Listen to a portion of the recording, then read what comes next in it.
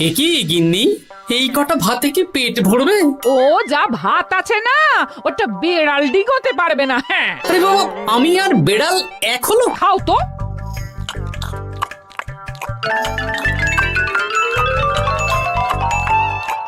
গিন্নি, পেটটা ভরেনি বুঝলে, তুমি আর এক হাঁড়ি ভাত বসাও। আমার জন্য 2 হাতা রাখা আছে, ওটাও খেয়ে নাও না। খাও, আমি আর ভাত বসাতে পারবো না। এখন উনুন ধরাও, আঁচ দাও, ভাত বসাও। আহ, আরে তোমারটা তুমি খেয়ে নাও না। তুমি তো জানো আমার এইটুকু খাবার পোষায় না। তারপর তুমি আজকে ওই ওলের ঝোলটা যা বানিয়েছিলে না, আহা। খাই খাই খাই খাই করে আমার জীবনটাও খেয়ে ফেললে গো। আরে বাবা, ভগবান এই পেট দিয়েছে কিসের জন্য? এত খাটাখাটনি, সবকিছুই তো এর জন্য নাকি? হ্যাঁ,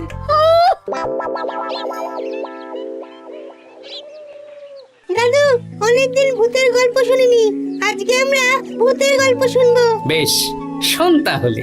আমাদের রাজ্যে আজ থেকে বেশ অনেক বছর আগে একটা খুব পেটুক লোক থাকতো। তোমার মতন পেটুক? বলতে পারিস, কিন্তু ওর গিন্নি ওকে ভালো মতো খেতে দিত না। তাই একদিন না খেয়ে খেয়ে অক্কা পায় আর ভূত হয়ে এদিক সেদিক ঘুরতে থাকে। তারপর কি হলো দাদু? তারপর তো সে এক মজার ব্যাপার। ভূতকে ওর গিন্নি চোখে দেখতে পেত না, তাই সেই পেটুক ভূত কিছুদিন পর থেকে গিন্নির উপর হুজ্জুতি শুরু করলো। কিরকম হুজ্জুতি দাদু? গিন্নি যা রান্না করতো সব চুরি করে খেয়ে নিত। এই, এসব উল্টো পাল্টা কথা বলে আমাকে ভয় দেখাতে পারবে না। হ্যাঁ, এই যে তোরা চটপট খেয়ে নে, নইলে তোদের দাদু আবার ভাগ বসাবে রে। খা। আচ্ছা দিদা। এই শোনো না, তুমি আমার জন্যেও আরো কয়েকটা বেগুনি ভাজো। হ্যাঁ, এই তো একটু আগে 4টে বেগুনি আর 1 বাটি মুড়ি দিলাম। হ্যাঁ, আরে সেগুলো তো পেটের কোন কোনায় হারিয়ে গেছে গিন্নি। তুমি ভাবো আমিও হারিয়ে গেছি? বেশি খিদে পেলে নিজে রান্না করে খাও। আর সে তুমি না থাকলে আমি রান্না করেই খেতাম। দিদা, দাদু কিন্তু তোমাকে চলে যেতে বললো। কি বললে? আমি চলে যাব? আরে তাহলে তাই হবে। এই গুলটে, তুই এসব কি বলছিস বলতো? গুছিয়ে বিদায় নিচ্ছি। আরে আরে আরে, কোথায় চলে যেতে বললাম গিন্নি? হয়েছি আর না, আজকেই আমি বাপের বাড়ি চলে যাব। হ্যাঁ, এই দেখো, আমি কোথায় চলে যেতে বললাম? তোমার মনের কথা আমি বুঝে গেছি। এই দেখো, থাকবো না এই পোড়ার মুখ সংসারে। যা। লক্ষ্মী সোনা রাগ করেছে।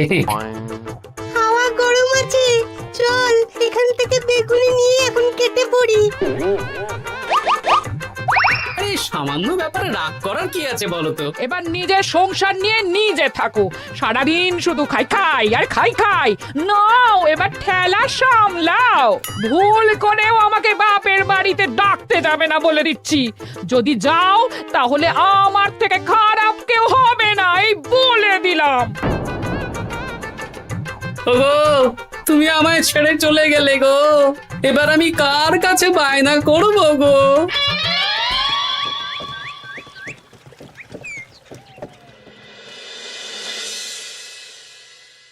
কিরে, তুই একা একা? জামাই কোথায়? তোমাদের জামাইকে ছেড়ে চলে এসেছি। এ মা, তুমি কি থাকতে দেবে না আমি চলে যাব? এসব আবার কি কথা বলছিস তুই? হ্যাঁ, এ তো তোরও বাড়ি। আমাদের ভাত ডাল জুটলে তোরও জুটবে।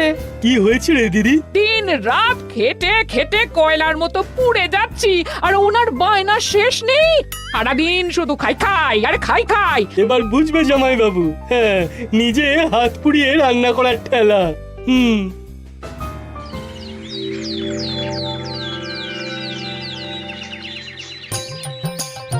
গোপাল দাদা, ও গোপাল দাদা, ও গোপাল দাদা, গোপাল দাদা, এ দরজা খোলো, মহারাজ ডাকছেন। এই রে, অনেক বেলা হয়ে গেল। আরে দরজাটা খোলো। যাচ্ছি যাচ্ছি। আরে আজকে তো গ্রামের সেচ প্রকল্প নিয়ে আলোচনা আছে, মহারাজ তাই তোমাকে ডাকছেন। মুখ হাত ধুয়ে যাচ্ছি।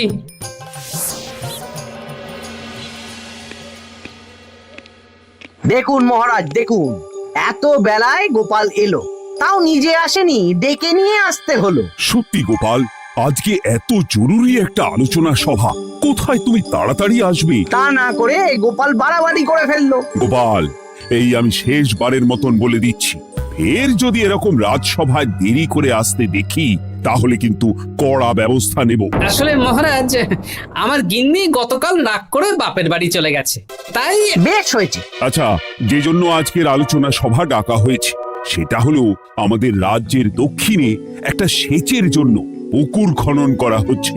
এ তো খুব ভালো কথা মহারাজ। দক্ষিণের চাষি ভাইরা অনেক দিন ধরে জলের সমস্যায় ভুগছিল, এবার একটা সুরাহা হবে। কিন্তু এটার জন্য তোমাদের বেতন কয়েক মাস কম পাবে তোমরা। এ কি কেন মহারাজ? তোমার তো এখন একজনের সংসার গোপাল, তোমার আবার চিন্তা কিসে? তাহলেও সেচের জন্য পুকুর খোঁড়া হবে, তার সাথে আমাদের বেতনের কি সম্পর্ক? কারণ ভাড়ারের অবস্থা খুব একটা ভালো নয়, তাই আগামী 3 মাস তোমাদের বেতন 5 মোহর করে কম দেওয়া হবে। হ্যাঁ? হ্যাঁ নয় হ্যাঁ। আর ওই 3 মাসের কেটে নেওয়া বেতন চতুর্থ মাসের বেতনের সঙ্গে যোগ করে দেওয়া হবে।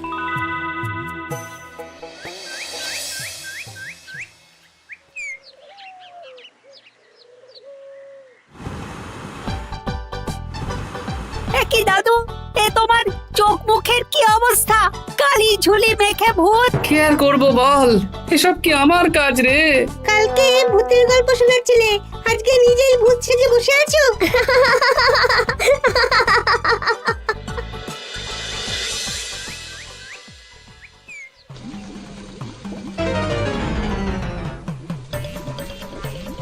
এই রে, ভাতগুলো পড়ে গেছে। দূর দূর দূর, এভাবে হয় নাকি? না, এবার থেকে ভোজনালয় থেকেই খাবার খেতে হবে। একার জন্য কে আবার রান্না করে? দূর দূর। কি গোপাল দাদা, তুমিও আমার মতন ভোজনালয়ে খাচ্ছ? আমার না হয় বাড়িতে রান্না করার কেউ নেই। আমারও নেই, যে ছিল সে ছেড়ে চলে গেছে। ভাই, আর একটু ভাত দেবে? গোপাল দাদা, ভাত আর হবে না গো, আরো কয়েকজন দৈনিক খদ্দের আসবে, তাদের জন্য রেখে দিয়েছি। তাহলে কি আর করা যাবে? একটু একটু ওই তরকারি একটা শাল পাতায় মুড়ে দে, বাড়িতে গিয়ে মুড়ি দিয়ে খাবো। আচ্ছা, তা দিচ্ছি। তুমি খাওয়া হয়ে গেলে হাত মুখ ধুয়ে নাও। আচ্ছা গোপাল দাদা, গিন্নিমা চলিয়ে গেল কেন? সে তোর গিন্নিমাকে গিয়ে জিজ্ঞেস কর। সে তো জিজ্ঞেস করতেই হবে, তোমার মতো একটা ভালো মানুষকে ছেড়ে চলিয়ে গেছে।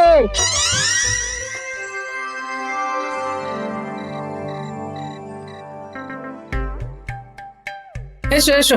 এই নাও ধরো, পুঁটির মা তোমার জন্য কটা রুটি আর তরকারি পাঠালো।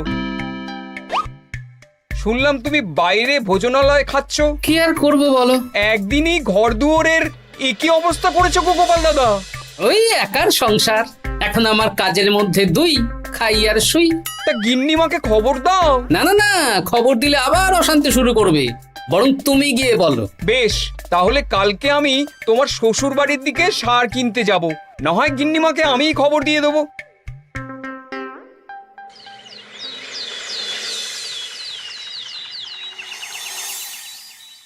বাড়ি ঘর গোছালো, তাতে আমি কি করতে পারি? এখন আমি আর ওই বাড়িতে থাকি না। হ্যাঁ, শুধু তাই না, গোপাল দাদা বাইরে ভোজনালয়ে তেল মশলা দেওয়া উল্টো পাল্টা খাবার খাচ্ছে গো। থাক, আমাকে এসব কথা শোনাতে আসবে না পুটির বাবা। আমার খাটতে খাটতে জীবনটা কয়লা হয়ে গেছে, কয়লা। ওনার বায়নার শেষ নেই। হ্যাঁ, বুঝলে গোপাল দাদা, আমি গিন্নিমাকে অনেক করে বোঝালাম, কিন্তু কিছুতেই কোনো কথা শুনলো না। বেশ, শুনতে হবে না। এরকম বললে হয় নাকি? চারিদিকে ঘর দুয়ার অগোছালো, খাবারের থালা বাসন এদিক ওদিক ছড়িয়ে ছিটিয়ে আছে। ওরে বাবারে, ইঁদুরেও আস্তানা করেছে। যা হচ্ছে হোক।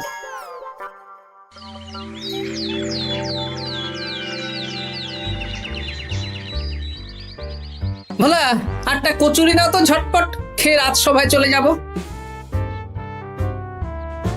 এই নাও। ও গোপাল দাদা, শুনলাম নাকি গিন্নিমা বাড়ি ছেড়ে চলে গেছেন? হ্যাঁ, ঠিকই শুনেছো। তাই বাইরের খাবার খেয়ে কতদিন কাটাবে? এভাবে তো তোমার শরীর খারাপ করবে। ওই শরীরের নাম মহাশয়, যা সবে তাই সয়। রান্না বান্না করছো বাড়িতে? না, রান্না করার লোক নেই, আর আমার দ্বারা ওসব কালিঝুলি মাখাও সম্ভব না। দেখো গোপাল দাদা, এই রোজ রোজ বাইরের খাবার খাওয়া ভালো নয়। ভাবছি আরেকটা বিয়ে করব। হ্যাঁ, বলো কি? গিন্নিমা জানলে তো? জানলে জানুক, ও তো এখন আর আমার কেউ নয়। গোপাল দাদা আরেকটা বিয়ে করবে? না না না না না, গিন্নিমাকে বলতেই হবে ব্যাপারটা।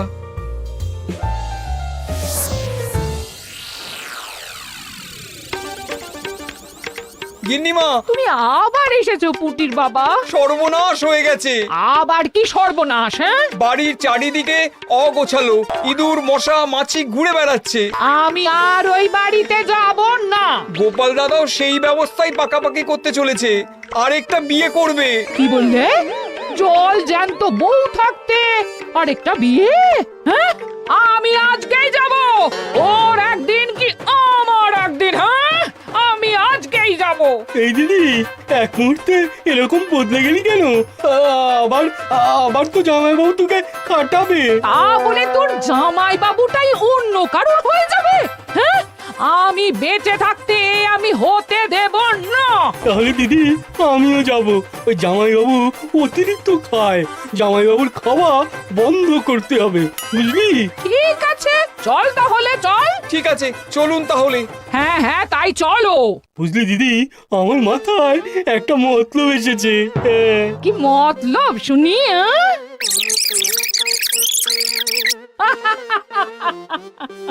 এই বেশ তো বেশ, এতে যদি তোর জামাই বাবুর অতিরিক্ত খাওয়া কমে তাহলে তো ভালোই কথা। হ্যাঁ, কিন্তু খুব সাবধান, গোপাল দাদার নজর কিন্তু বাজ পাখির নজর। তাহলে যাওয়ার পথে একটা সাজঘর হয়ে যেতে হবে। হ্যাঁ, তাড়াতাড়ি চলুন, রাতে মনে হয় ঝেঁপে বৃষ্টি হবে। কই গো, বলি কোথায় গেলে? এ কি, আমি তো বেশ ভালোই ছিলাম, তা তুমি আবার ফিরে এলে কেন? আমি বেঁচে থাকতে তুমি আবার বিয়ে করবে? ওসব চলবে না। আমি এক সাধক বাবাকে নিয়ে এসেছি, তোমার সব ভীমরতি ইনি ছড়িয়ে দেবেন। হ্যাঁ, আজকে থেকে তোমার অতিরিক্ত খাওয়া দাওয়া বন্ধ করার দায়িত্ব এনার। যা বাবা,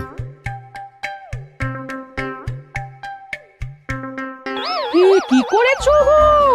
হ্যাঁ, ঘর দুয়ার তো পুরো শ্মশান হয়ে গেছে গো। এখন আবার তোমার ঘর তুমি পরিষ্কার করো। সে করছি, তুমি যাও বাজার করে নিয়ে এসো। ভোলার দোকান থেকে বেশি করে ছানা আনবে, আর রাতে ছানার বড়া করে তরকারি বানাবো। হ্যাঁ, আহা, কতদিন খাইনি, এক্ষুনি যাচ্ছি। তাড়াতাড়ি যাও, তাড়াতাড়ি যাও, মেঘ ডাকছে, রাতে বৃষ্টি হবে। আমি এই ঘর গুছিয়ে রান্না বসাচ্ছি গো। বলো কি গোপাল দাদা, গিন্নিমা ফিরে এসেছেন? হ্যাঁ, সকালে তোমার দোকানে বলেছিলাম না বিয়ে করব, সেটা নিশ্চয়ই কেউ শুনে গিন্নির কানে দিয়েছে। ব্যাস, ঘরের বউ ঘরে চলে এলো। সকালে যখন তোমাকে আমি ওই কচুরি দিচ্ছিলাম, তখন তো ওই পুঁটির বাবাকে দোকানের সামনে দিয়ে হেঁটে যেতে দেখেছিলাম। তাহলে পুঁটির বাবাই খবর দিয়েছে, ভালোই হয়েছে। যাই হোক, আমাকে ওই 500 গ্রাম মতো ছানা দাও তো, গিন্নি ছানার বড়া দিয়ে তরকারি করবে। ভালো তো, ভালো তো, তোমরা ওই কর্তা গিন্নি একসাথে খাবে। আবার কোন সাধককে নিয়ে এসেছে যে আবার খাবার খাওয়া নিয়ন্ত্রণ করবে? দেখো কি করে তোমাকে সামলায়। এই নাও।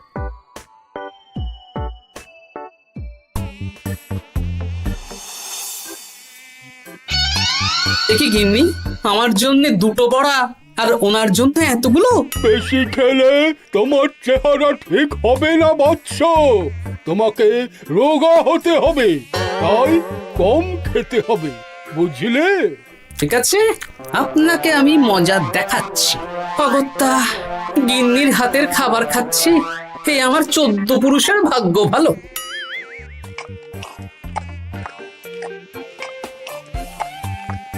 বাবা, আপনাকে আরেকটু তরকারি দিই বাবা? দে মা, দে। আমাকে দাও। একদম না, বলেছি না তোকে রোগা হতে হবে। হ্যাঁ, কি মশা রে তোদের বাড়িতে। আরে রে, নকল গুফ, মশা যাওয়ার আগে আপনাকে আমি তাড়াবো। এই কদিন চারদিকে সব ছড়িয়ে ছিটিয়ে নোংরা করেছে, মশা মাছি এত তাড়াতাড়ি যাবে না। হ্যাঁ, আমার খাওয়া হয়ে গেছে, আমি উঠলাম, আপনি ভালো করে খান কেমন?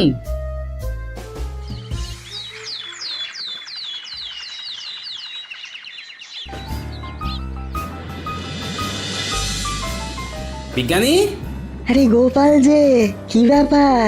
একটা সাহায্য চাই বিজ্ঞানী। বলো বলো, আমি কি করতে পারি? কয়েক টুকরো বরফ বানিয়ে দিতে পারবে? তা পারবো, কিন্তু এখন হবে না। তুমি বরং সন্ধেবেলার পর নিয়ে যেও, কেমন? খুব উপকার করলে বিজ্ঞানী। আমি ওটা বিশেষ মোড়কে তোমায় দেব, যাতে গলে না যায়।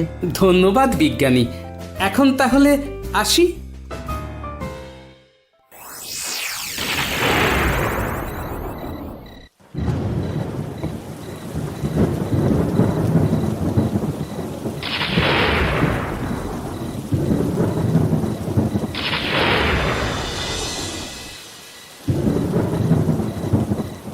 ভালো করেছিস বাবা, যা মশার উৎপাত, মশারি ছাড়া ঘুমোনো যাবে না। কথায় আছে সেবাই পরম ধর্ম, তাই একটু ধর্মকর্ম করছি আর কি।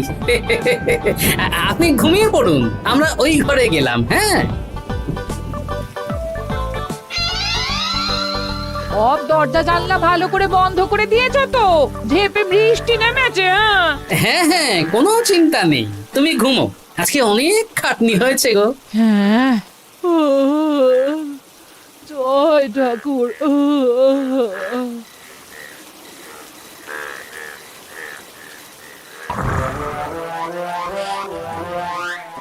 এই তো গিন্নিও ঘুমিয়েছে, এবার আসল কাজ শুরু হবে।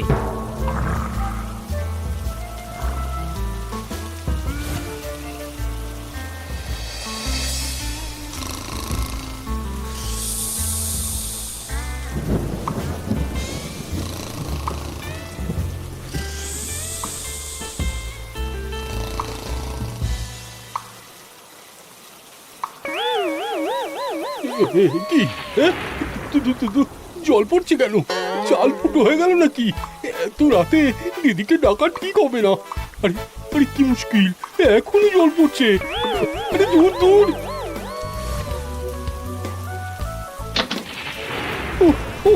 বাপরে বাপ।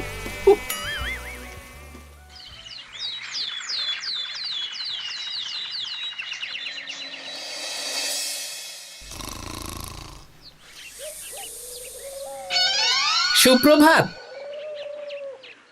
প্রভাত আর শু নেই। কেন? সারা রাত প্রথমে ভিজেছি, তারপরে মশার কামড় খেয়েছি। ভিজেছেন কেন? আচ্ছা, কি আচ্ছা। রাতে চাল ফুটো হয়ে জল পড়ছিল। আচ্ছা, খুব ঠান্ডা লেগেছে। একটু একটু মধু আর তুলসী পাতা দে, একটু খাই। এই দিচ্ছি বাবা। এ হতেই পারে না, কদিন আগেই তো চাল সারিয়েছি। ঘরের মধ্যে তাহলে জল এলো কি করে? ঠিক যেভাবে আপনার নাকের নিচে নকল গোঁফ এসেছে শ্যালক বাবু, ঠিক সেইভাবেই। এই রে, হয়ে গেল। দাড়িটাও তো নকল। না মানে আমি বুঝিয়ে বলছি গোপাল, তুমি তো একটু বেশি করে খাও, তাই আমি ভেবেছিলাম ওই তোমার যাতে খাওয়াটা একটু কমে, তাহলে আমার দিদির খাটনিটা একটু কমবে। খাটনি কমাতে তো আপনি আসেননি, উল্টে আপনি নিজে ছলে বলে খাচ্ছিলেন। অতিথি হিসেবে এলে নিশ্চয়ই খাওয়াতাম, কিন্তু এটা আপনি ঠিক করেননি। ওগো, ও তো আমার ভালোর জন্যই করেছে। তুমি আমার বিবাহিত স্ত্রী, ও এখন তৃতীয় ব্যক্তি, তুমি ওর কথা কেন শুনবে? হ্যাঁ, প্রথমে বাচ্চাগুলো মস্করা করলো, সেই শুনে তুমি চলে গেলে। হ্যাঁ, ওরা তৃতীয় ব্যক্তি, ওদের কথায় কান দিলে। তারপর পুঁটির বাবার কথা শুনে বিশ্বাস করলে আমি সত্যিই বিয়ে করছি। হ্যাঁ, এই জন্যই তো চলে এলাম। হ্যাঁ, এখানে পুঁটির বাবাও তৃতীয় ব্যক্তি, আর তারপর শ্যালক বাবুর কথায় আমাকে কম খেতে দিচ্ছ, আর উনিও তৃতীয় ব্যক্তি। ইয়ে, না মানে? হ্যাঁ মানে, না মানে কিছু না। যখনই সংসারে স্বামী স্ত্রীর মাঝে তৃতীয় ব্যক্তি প্রবেশ করবে তখনই অশান্তি হবে। নিজেদের সমস্যা আমরা নিজেরাই ঠিক করে নেব। আচ্ছা গো আচ্ছা, ঠিক আছে, আর কোনো বাইরের লোকের কথা শুনবো না। এবার বলো তো, ছাদ থেকে জল পড়ার ব্যাপারটা কি? ওটা তো কাল রাতে মশারির উপরে বরফ রেখেছিলাম, আর সারা রাত ধরে বরফের জল শ্যালক বাবুর গায়ে পড়েছে। ছাদ ঠিকই আছে গিন্নি। হ্যাঁ নয় হ্যাঁ, কাল যখন খাবার খাওয়ার সময় দেখলাম আপনার গোঁফ খুলে যাচ্ছিল, আপনি ঠিক করলেন, তখনই একটা সন্দেহ হয়। ওরে ওরে গোপাল, আমি আর তোমাদের কর্তা গিন্নির মাঝে থাকবো না। আমি পালাই, আমি পালাই। ও, ও, ও, ও, ও, ও, ও।